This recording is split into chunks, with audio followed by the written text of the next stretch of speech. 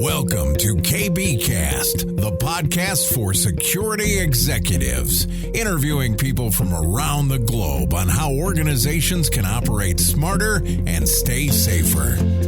Here's Carissa Breen.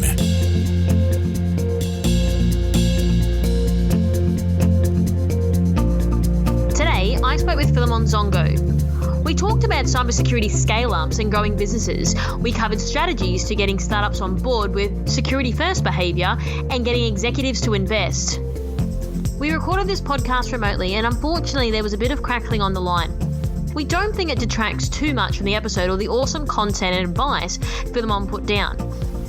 Without further ado, Philemon Zongo. I am so excited to have this interview with you because I know we've literally spoken about it for maybe a year now. And I know that we've known each other for a while, and I've been following your journey as you've been following mine. So I'd like to start off with talking about you and your journey, to sort of talk the listeners through where you started to what you're doing now. Yeah. All right. Thanks, Carissa. I'm really excited as well. And so my journey started long back. I come from Zimbabwe. So I graduated in 2003 with an IT degree.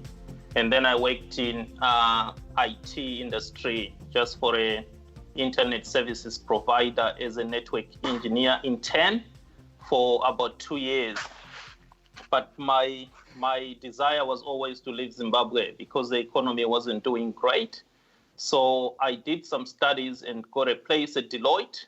So I was with Deloitte for 2 years as an IT auditor. And then I jumped ship and came over here to Australia working for PricewaterhouseCoopers. And that was back in 2007. I worked with PwC just doing cybersecurity, IT risk consulting, and IT audit as well for maybe 4 years. But when I got my PR, I left PwC, and I had a short stint at a company called Dimension Data. But I was only there for 6 months. Then I was headhunted. I was headhunted for a role at AMP as an IT risk manager. So I spent 4 years at AMP as an IT risk manager. But then I was realizing that within the entire space of IT risk, technology risk, cyber was becoming more and more prominent. So I decided to make a shift. So I moved over to cybersecurity, and then I took on a junior role. And ever since, I've never regretted. But during that time within AMP as well, I started to rejig my entire career path. So I wanted to differentiate myself from the masses in the market, and I looked into different options. And my number one strategy was to improve my writing skills. So I started writing. I started writing a lot of articles and blogs for ISACA, and that really ignited a new career journey for myself. So I've been writing for ISACA maybe for the last 3 or 4 years. And in 2017, I was very fortunate. One of my articles was voted an article of the year by ISACA globally. And I was invited to Chicago and I got an award. I remember that. Yes, I remember seeing that. Is that 2017? Oh my god. 2017, time flies. Oh, it really. Because I remember meeting you at AMP. We'd have I was working not far from you, so it was easy to catch up then. And it was. Yeah, and so definitely you've been doing your own venture now for what, year and a half? Yeah, so I think it's worth just elaborating. When I left AMP, I joined Creston Wealth Management as head of cybersecurity. I was very fortunate as well because Creston is only 3 years old. And I had an opportunity to build the strategy and build a lot of cybersecurity capabilities from the ground up. So I've been there for 2 years. But about a year ago, I changed my role within Creston from permanent into a contract role. So I work there as a consultant, but I still retain my head of cyber risk, cyber security responsibilities. So just to come back to your question is, I do run my own consultancy firm. So it's called CISO Advisory. I do provide cybersecurity strategy, governance, advice to senior business leaders. And I've been fortunate to work with a number of startup founders as well, just helping them build their cybersecurity capabilities from the ground up. About maybe 6 months ago, I also joined with two other guys, Darren Argyle and Jan Schroeder. And we started this organization called the Cyber Leadership Institute. Okay. And basically, on a high level, what we're trying to do is we're trying to solve the cyber skills shortage from the top going downwards. We realize there's a lot of technical training courses that's being offered at the moment, but there is a leadership void. So we are trying to solve that problem by developing the next generation of cyber leaders and empowering them with the necessary skills to develop and implement high impact and cost-effective cyber risk strategies. So that's pretty much, summarizes what I'm doing at the moment, just juggling a few balls. My main responsibility remains with Creston, but I do some consulting as well. So talk to me a little bit more cyber skill shortage. Now, you probably, as anyone would know in this field, that there is a lot of different opinions that we don't have enough people, we've got too much people, but we're not utilizing them. But let's sort of talk more about developing the cybersecurity leaders. Now, as you and I have discussed previously, there's a lot of talk about if you're not the most technical person in the world, you're not necessarily valid. But obviously, I've seen those opinions changing face a little bit more. So talk to me about that approach, because I believe that you're right in addressing that gap. What sort of advice could you give to people who potentially do have the skill set from a leadership capacity but aren't as savvy on the tech side of it? What's your sort of approach on that? Yeah, that's a very important question. And the problem is actually much more complex than what a lot of people see. There's maybe 3 areas where we have important or key problems. Number one is people who are trying to break into cybersecurity. And these are fairly people looking for junior roles to maybe middle management roles. And what I would say to those people is go deep before you go wide. Because in as much as we emphasize the need for influencing, communicating skills and strategy skills, the reality on the ground is a lot of roles that's being advertised right now on the market, they are technical in nature. So, I've been trying to help. I mentor a lot of people in cybersecurity.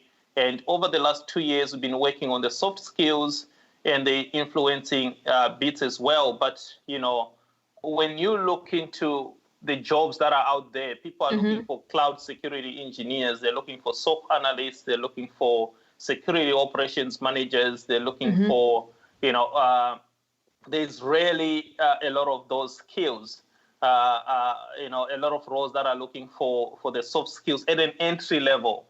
The second bit is we've got a lot of cybersecurity professionals.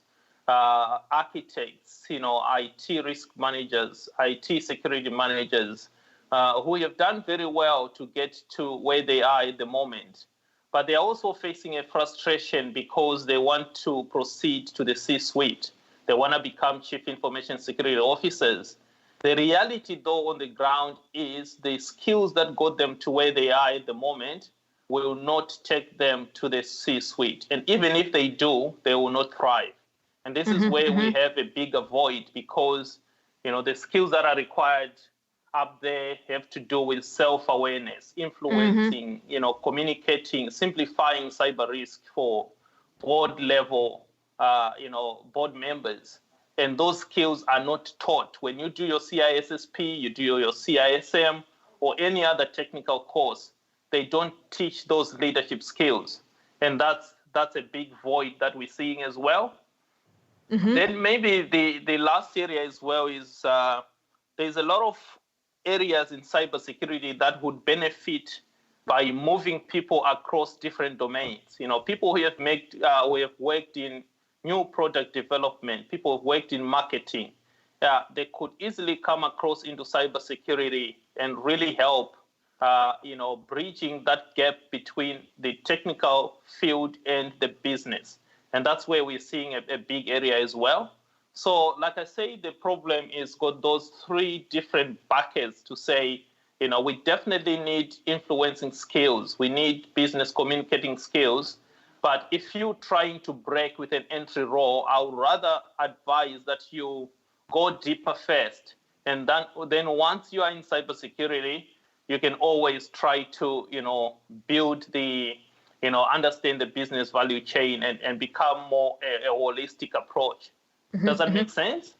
Yes, of course. One of the things I'd like to know a little bit more on is you spoke on the second point about people getting to, I guess, to a ceiling and then knowing that they need to learn soft skills to elevate them to that C-suite section.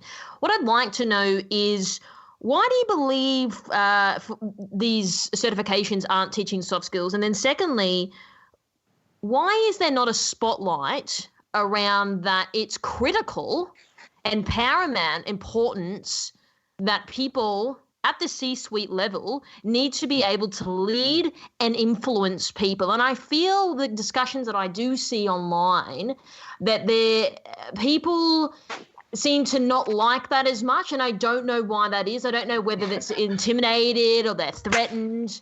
And if you can't influence, then no one in the business is going to give your security practice money. Am I right? Oh, you are absolutely right. Yeah. So I don't know why people are sort of thinking, oh, well, it's not really a preferred skill. Well, it is if you want to get to a senior level.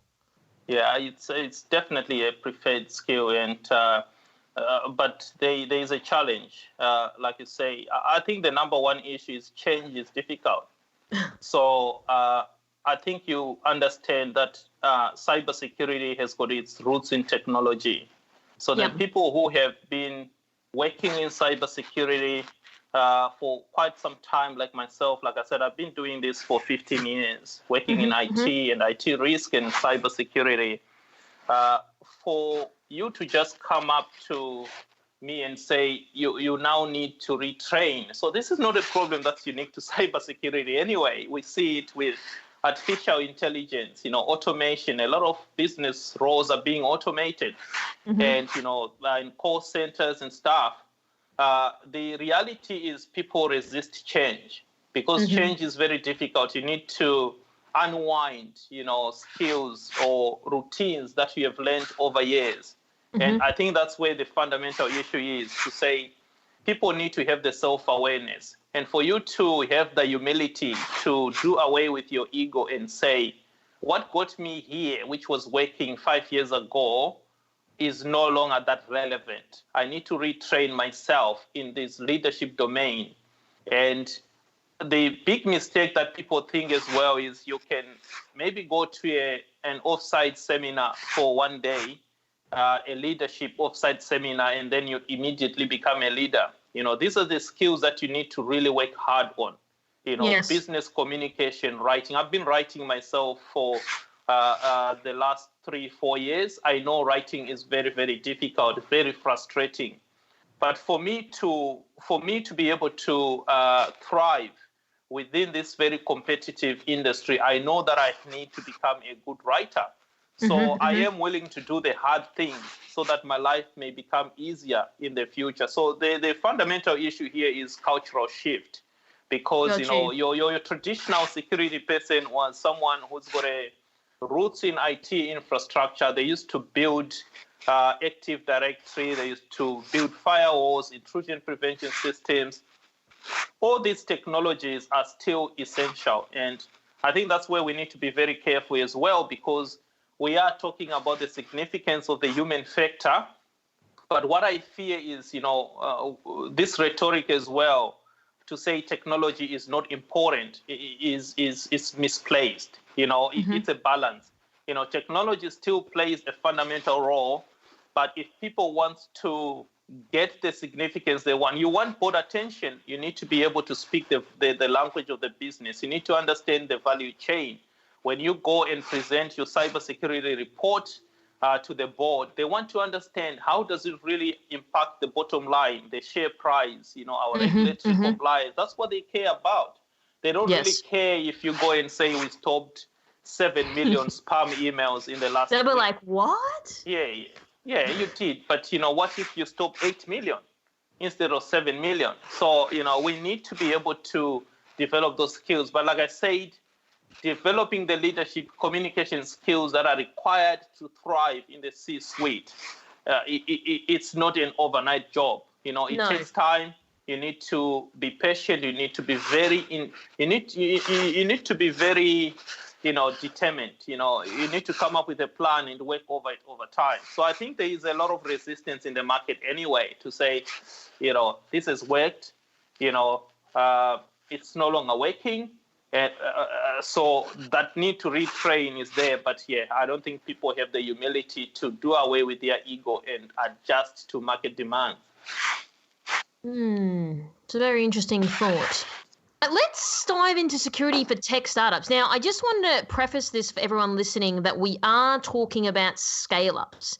And this is a space where KBI operates in terms of helping startups scale from a marketing and comms point of view. So I'd be keen to hear your thoughts on this. What are startups or scale-ups missing when it comes to security?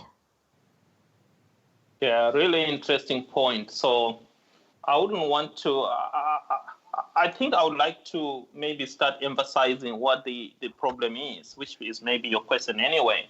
So there are 3 fundamental areas with startups and cybersecurity, 3 key challenges. The number one is if you look into your traditional banks, big banks, for example, they've been working on cybersecurity for the last 10 years. They have invested heavily, billions of dollars into cybersecurity.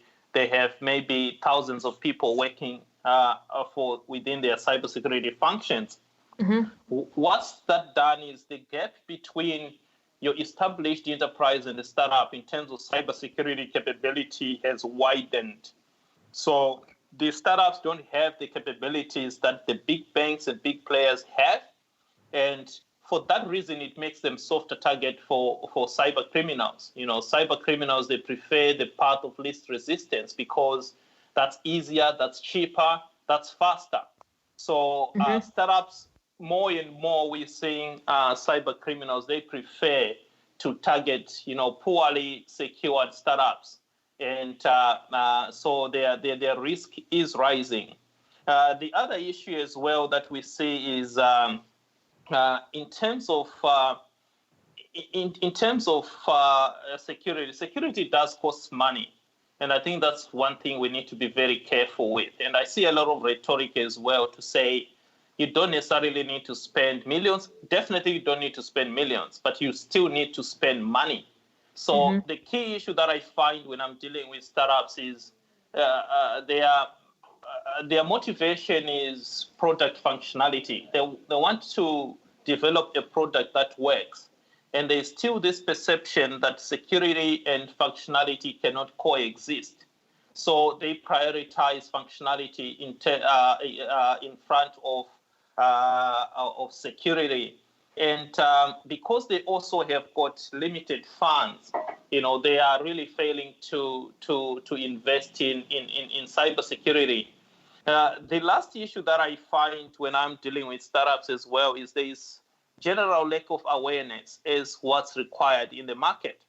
So I'll give you a quick example. I had a startup give me a call and say, we've got a big contract coming up, but the client has requested us to demonstrate our cybersecurity maturity.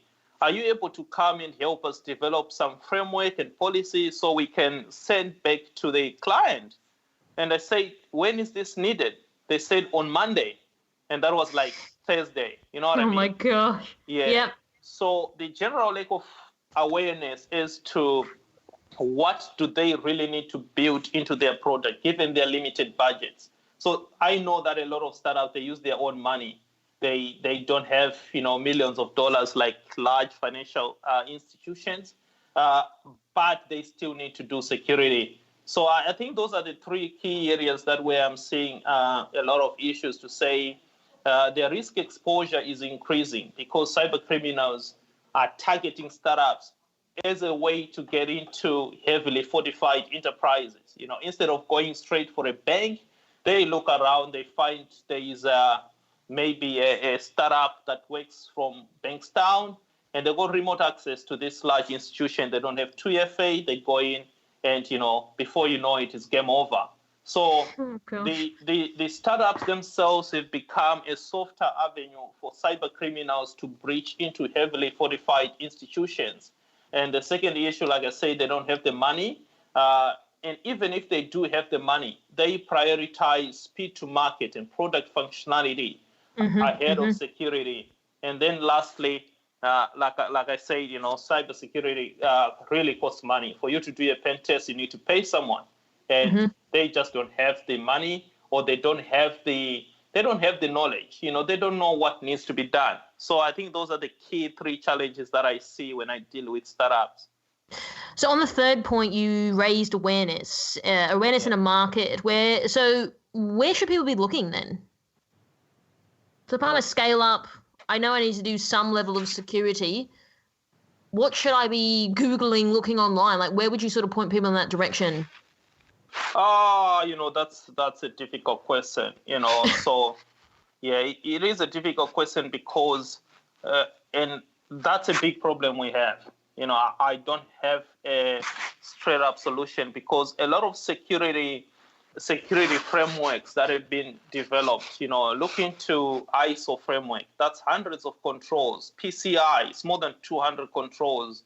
NIST is an entire website full of PDF documents. These frameworks are designed with large enterprises in mind, not startups. So what I always say to, when I'm dealing with startups, the number one thing that I say is, if you are really working in highly regulated markets like, oil and gas or financial services, you need to start thinking about security early. And the best way you can do is to align your security practices with industry framework. Fortunately, there are some industry frameworks that are a little bit more they're a little bit more flexible. Look at the ASD top 8, for example, which are, essential 8 controls that any organization can implement to reduce the likelihood of cyber attacks. That was, formulated by the Australian government. That is a practical methodology or framework that a startup can, demonstrate compliance with. There's also another one which is called the SANS Top 20 or CIS Top 20. So these are 20 essential controls that significantly reduce your risk exposure as well.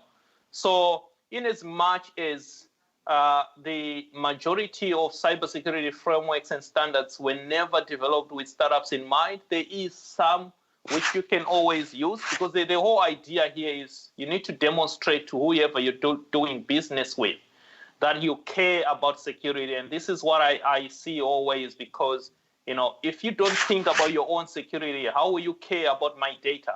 That's what the client asks. So I think it's very difficult for a startup to find one model that really works. The idea is to, look around. My book, which is the 5 Anchors of Cyber Resilience, that's why I wrote it anyway, because I was frustrated myself coming from risk into cybersecurity. I found a lot of the existing material very complex. The frameworks were very expansive. So that motivated me to say, what if I can simplify this subject for, people like, startup founders, business leaders, so they can really understand the essential controls they can build around their enterprises. That leads me to my next point. So you spoke just before around a lot of these frameworks being quite heavy that integrate well into an enterprise. Do you believe security is not structured appropriately in terms of services to cater to startups? And I say this because I know a lot of vendor products that are out there sort of say, nope, we only work with enterprises and that's it. Can you rephrase your question? Do you believe security is not structured appropriately in terms of services to cater for startups? Because I know there are a lot of vendors on the market, when you're talking to them, they only cater for enterprises. What's your thoughts around that? Oh, yes. You are 100% correct. Coming back to my earlier point, you look into the frameworks themselves. There's no way. A lot of startups that I come across, they don't even employ a single cybersecurity person. So for them to start trying to comply with NIST or ISO or PCI or whatever framework, large framework that's out there, even COBIT, it's not feasible. So from the start, these guys are, they're set to fail, because for you to work with these large enterprises now, security is a must. For the clients that I work with, before we even talk about your capabilities, we want to know whether you think about security and whether you got any audit reports that we can place reliance on. So security has become a number one criteria when we are choosing third parties to deal with. So a lot of startups are they're set to fail. And to your point as well, a lot of products out there, they target large enterprises. And Correct. When I talk with technology vendors, the number one question that I always ask them is, what's your entry point? Bit of flexibility now in terms of, licensing security tools, because, they're licensed per device or per server instead of just a contract of $100,000 a year. And I think that flexibility is good for startups. But what I see, though, in reality is a lot of vendors don't have an appetite to deal with someone who pays them $4,000 a year. They don't even entertain. So I think, it's very difficult, because they target contracts for $500,000, $6 million, and they can easily get that from the top end of town. What is their appetite of dealing with someone who pays them $5,000 a year to build a security operations center or to put in some monitoring within their network? So that's a big challenge, to say, the security industry is heavily capitalistic.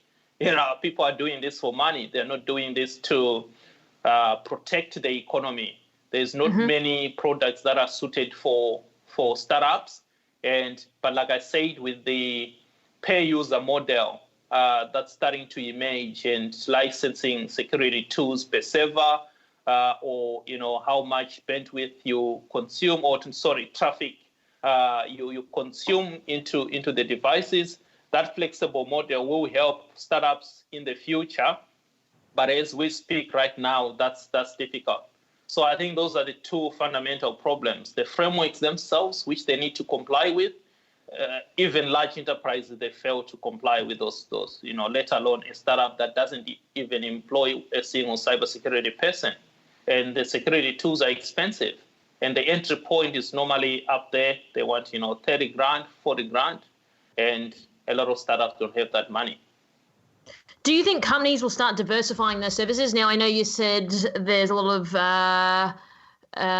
they're focusing more on enterprises, but there's still a big market. And we're not talking about startups like two-man team. We're talking about the scale-up, that mid-market. I still believe that there isn't enough vendors and providers out there that are supplying services. But do you think that'll start changing face in terms of these companies being more aware that there are these scale-ups out there and there is a market for these types of services? I think over time, we're seeing a lot of venture capital being poured into cybersecurity. So there's a lot of money that's being poured, especially into technical solutions. So I think over time, the flexible models that we are seeing, and a lot of companies that are doing away with the traditional, data center-based models and moving their workloads into the cloud, I think that's fostering a lot of positive change as well. That's why a lot of security companies are now offering, firewalls in SaaS model, instead of your traditional hardware appliances. Yeah. So I think the market will shift, and we have seen that from the software perspective anyway. I think when Salesforce and Xero started, they were targeting enterprises as well. But over time, as their capabilities improve, they just, anyone can. I use Xero myself. I'm a startup, and it takes me a few minutes to set up and to link my bank accounts, and I don't even need to do bookkeeping. So we will see, I think, the same trend in terms of security. But what's important for me is I think the startups themselves you don't need to wait until the market changes, because security is very, very important. So the question is, what can they do now, in the absence of, with all these, challenges? You need to be able to manage the challenges instead of just waiting for the market to change. Yeah, you're so right. And I think there's some really valid points that you raised there. Let's talk about security in terms of cost versus how security should be looked at in terms of investment. What is your strategy to getting startups on board with security first behavior and getting them to invest? Because you mentioned that before, that cost is an issue and it's all about functionality first. How can companies reverse engineer? Because this is a critical thing for a lot of these companies, whether they agree with it or they don't, it needs to be security first. Yeah, so brilliant question.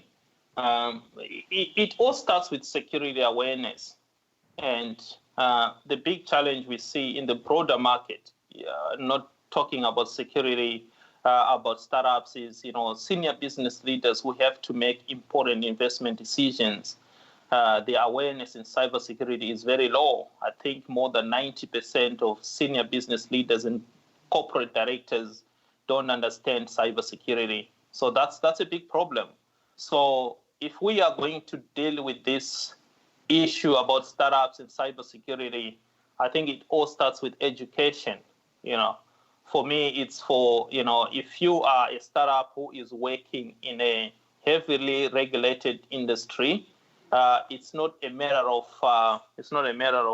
if, but when your clients will impose cybersecurity upon you. I see this play every day. I've got friends who are startup founders who are not even my clients, but they are startup founders, and they have lost, contracts that are worth hundreds of thousands of dollars because Can I just jump in there? Yeah. Just on that point, do you think when they are losing clients that are worth hundreds of thousands of dollars, are they surprised by this, or are they sort of like, oh yeah, we should have looked into that a little bit earlier? They are shell shocked. They're shocked. Because because you are on the verge of securing a contract that's gonna fundamentally change not just your business but your life. And then at the last minute, this large organization comes to you and say, we need to do a due diligence on you. Can you show us your latest penetration test report? Can you show us your cybersecurity framework? Can you show us your ISO certification? And then what happens? Crickets. They don't have. That's when they call me and say, we need a cybersecurity framework and we need it on Monday. And that is on a Thursday or Wednesday night. So, Whoa. and for you to attain, say you need an ISO certification, an auditor is not just gonna come in and give you an ISO certification. You need to build your capabilities over a space of maybe 3 to 6 months. So you have got enough trail to demonstrate that you have built your ISMS system. Then an auditor will come in.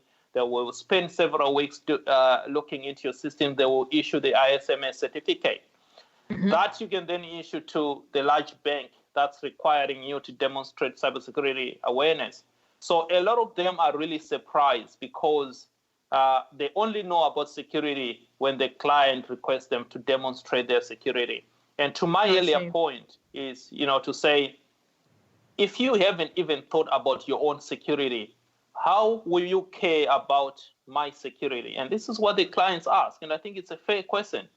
So to your earlier point, startups, they need to think about cybersecurity early because it is not an option. You need to demonstrate cybersecurity maturity for you to win business. So security is now a business enabler. It's no longer a cost center. It's not a nice to have. You need to have it. So if you don't think about it early, you are going to lose business. And right now I'm talking about security as a business enabler, but there are several case studies as well where startup founders have lost their businesses because their businesses themselves were hacked and they didn't have any backup solutions. They hosted systems in the cloud. They didn't think about privileged access. Someone got in there, they deleted all the servers. So we see this all the time. I've got several case studies in my book where startup founders, they lost their entire businesses because they didn't think about their own security. So security is twofold. One is to protect what you are building because you're putting in enormous amount of time and effort. You're working over weekends. You're sacrificing time with your kids, and you're building this infrastructure or this solution in the cloud, and suddenly, someone hacks your infrastructure, they get in, they delete everything, you lose your business. You don't want that. Secondly, if you want to expand, security is a must because all these big banks or these large energy companies, they are demanding security assurance before they even sign a contract. You're so right. You just speak so much sense all of the time. But what I'd like to close with is what are 5 things startups or scale-ups can take away in terms of security advice from yourself that they can go and implement straight away? My number one recommendation to startups is, wherever possible, do not build your own systems. Use the cloud. Use software as a service solutions that are already out there. Instead of spending millions of dollars building your own systems in a data center and trying to buy all these security monitoring solutions costing thousands of dollars and having architects come in and design security solutions, you've got vulnerabilities all over the place. Why can't you just go and use Salesforce, who themselves have got layers and layers and layers of security? So I think that's my number one recommendation to startups, to say a lot of cloud service providers have invested heavily. They've put in billions of dollars into their security capabilities. Go onto the Amazon Web Services website, for example.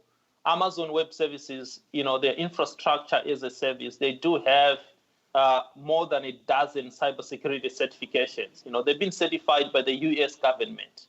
So instead of you building your own systems that are isolated, just try to tap into these secure environments, from the start. So then what that does, you spend time doing things that you are really good at because, you're not a security guy. You need to outsource that. And software as a service now provides very viable, easy to use, highly functional platforms that are secure by design. Mm-hmm. So that's my number one recommendation.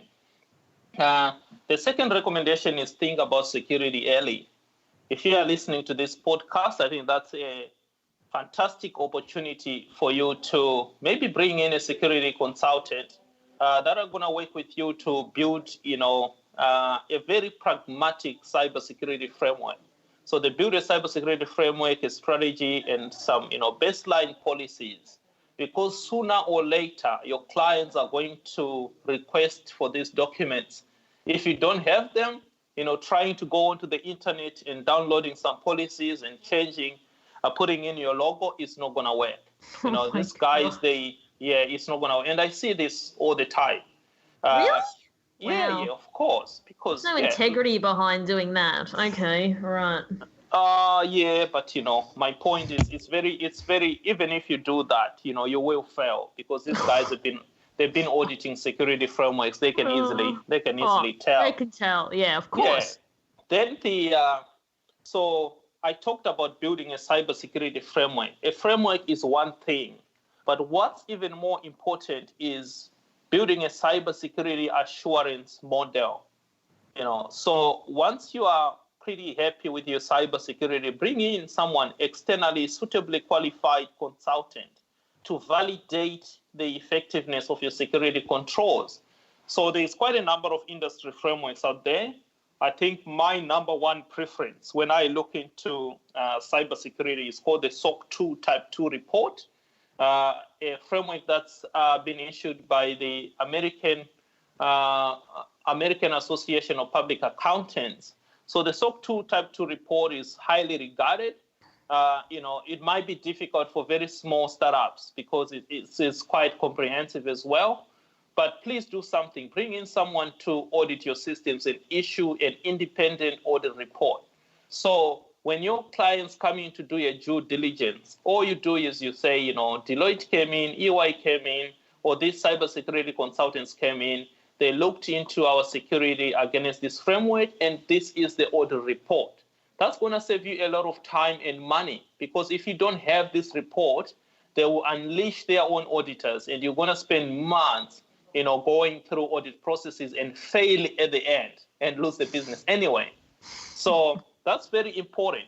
And the other point as well is if you are developing high-risk applications or applications that are exposed to the internet, make sure that you get an independent penetration test report as well.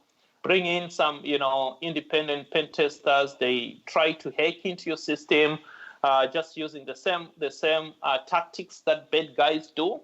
You identify these vulnerabilities, you fix them early. Then whenever the due diligence happens, then you issue the pen test report. So maybe my fourth point is, a lot of security is not as complicated as people think, and like I said, I don't want to downplay the importance of technology here, but a lot of security is basic cybersecurity hygiene. Make sure that your systems are up to date with security patches. Make sure you don't use, administrative user accounts to surf the internet, going on LinkedIn, going on social media. Make sure that your high-risk systems have two-factor authentication as well. Cybersecurity basics, you got internet banking, make sure you got two-factor authentication. A lot of these, sites, they offer this, but people never enable them. Email as well, your Gmail, make sure you've got two-factor authentication on there. And the last point that I would like to highlight is, security is very broad, and you need to think about security as a business risk, not as a technology issue. And what that means is, you need to acknowledge that it's impossible for you to be able to mitigate every cyber threat out there. You need to have a risk-based approach. And that's why, in my 5 angles of cyber resilience, one of the angles is you need to identify your crown jewels, those most important digital assets that if they are hacked today, you will be in deep trouble. Make sure that, you've got limited resources, put in differentiated security controls in place, prioritize the protection of your crown jewels. You won't be able to, protect yourself against every cyber threat out there. So be very smart, but like I say, there's a lot of consultants out there that can help people. And the earlier you think about security, the better, because sooner or later, you're going to lose business or you're going to lose your company. And I'm not really fear-mongering here. It's just reality. I've got several case studies that I have. Awesome. Loved it. I think you gave a lot of advice for people who are working the startup and scale-up area. Great. If people want to reach out to you, where can they find you? Yeah, brilliant point. So there's a few places to find me. So my website is cisoadvisory.com.au. There's a form there. You can send me an email. My email is there as well. I also spend a lot of time on LinkedIn, just like yourself. So if you drop me a direct message on LinkedIn, I'll surely respond. And like I said, this is something that's I'm dearly passionate about. I spend a lot of time giving free, consultation to startups. I'm not saying I'm going to spend a day at your company, but I'm really happy to meet up and give you, high-level strategic direction, because the risk here is you spend a lot of money buying technology solutions, but you really need to be smart about it. But we can help you share lessons that we have seen work in other environments. Then we can replicate in your environment as well. Well, it's been really good watching your journey in terms of when I met you to what you're doing now and the stuff that you are doing in the industry. And I really appreciate you for spending the time to come on the show today. Thanks very much, Phil. Thank you, KB. Very proud of what you're doing as well. Have a great weekend. Thanks for tuning in to KB Cast, the cybersecurity podcast for executives. We always value your support and would love it if you could leave us a review or a comment on your platform of choice, iTunes, Stitcher, or Google Play. And that's always appreciated. Till next time.